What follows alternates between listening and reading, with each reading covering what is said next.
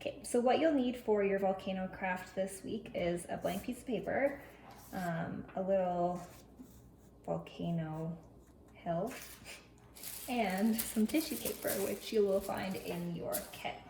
So to start off with, I'm just going to glue this to my background. So glue like that. Okay. Just like that.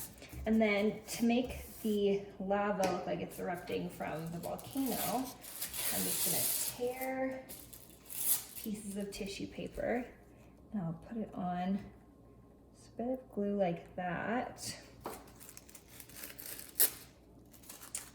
And then I'm just gonna put it there and allow this part to just hang off.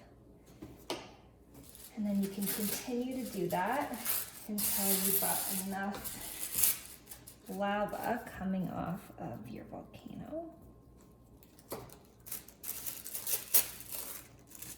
You can layer it like that.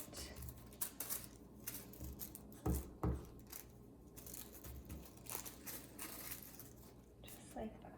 And then if you want to, you can also make little balls of lava that are falling down from the volcano.